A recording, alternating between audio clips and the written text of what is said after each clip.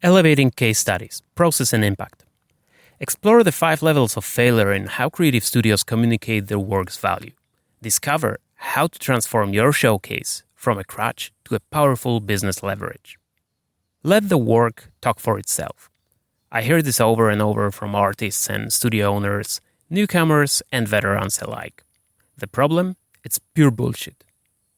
On January 12, 2007, one of the greatest violinists of the world, Joshua Bell, plays a 300-year-old Stradivarius for 38 minutes at the L'Enfant Transit Plaza, Washington, D.C. Almost 2,000 people passed, and only 7 stopped by. Do you still believe in let the work do the talk? It's not the content, it's the context and the packaging. Visit Cairo. Most tourists gaze up at the Great Pyramids of Giza in awe. But if you're insatiably curious, or by chance with an anthropologist, look down.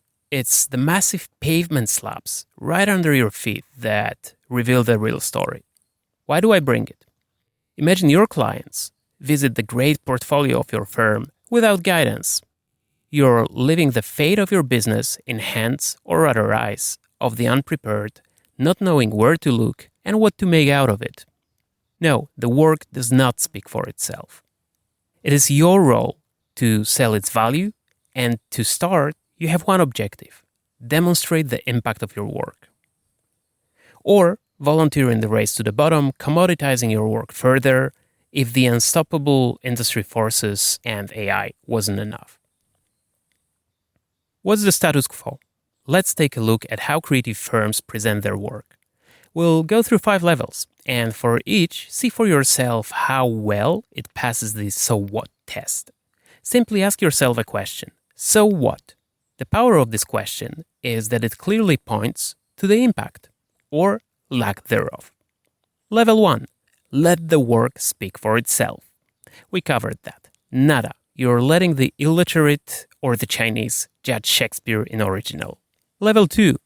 Image with a caption. Not a single verb. Our latest projects for XYZ. Our exploration of XYZ. Period. Does this even pass the so what question for you? Level 3. Portfolio with a description. A film, a few stills. A caption. We were approached by Tech Innovators Incorporated with the task of creating a launch film for their next generation smart TV. We delivered an engaging narrative and cutting-edge 3D animations that highlighted the product's revolutionary features, culminating in a visually stunning film. Or, Green Future CEO approached us to create a promotional video for their new line of eco-friendly products. We delivered a vibrant and dynamic animation that showcased products' sustainable features and benefits. You've seen this, right? Chances are you even have one of them on your website. Does this demonstrate the business impact for you? Level 4. Case studies. But besides the title-reading case study and maybe a couple of screenshots from the 3D or editing software, they're no different to the portfolio project we just discussed. Level 5. Proper case studies. This is something we'll dive into below, but first, let's think about what's wrong with the examples we just discussed. What's common and what's wrong about all these? 1. They fail to demonstrate the impact. 2. They do not differentiate your firm. 3. They fail to engage in any way. How should it look like? If your work doesn't speak for itself, how do you ensure it gets heard? An impactful presentation has the following goals. 1. Demonstrate client-relevant work impact. 2. Differentiate it from the competition in a client-relevant way. 3. Engage the prospects, balancing show and tell in a modern, rich form. Notice the use of phrase client-relevant. How great your process was, how many hours went into simulation of particles, rendering, or what camera make you used has absolutely zero significance for the client. Different is not enough. You need to be different and relevant. Do you have to reinvent the wheel? Good and old advertising agencies and marketing firms have long set a standard for demonstrating the impact. Dig their case studies to get the baseline. Need specific examples? When we rebranded my studio, Kizny, back in 2023, we put a lot of love into our case studies. All of them show the work with good design, tell a story, demonstrate the impact, include quotes from both our team and the client. We couldn't have done it any better, maybe except for shooting a dedicated film for each. And yes, we did scramble to find impact metrics, not saying it's easy. What's standing in your way? I hear you saying, Patrick, I get it, but the problem is our clients do not share figures or metrics with us. Perhaps that's your fault?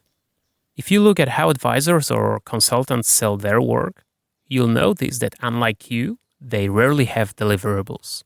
But what most of them do, and your sales team should do it too, is clearly defining the success criteria of the project with the client.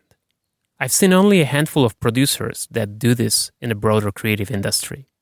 And that's the culprit of a range of problems you face.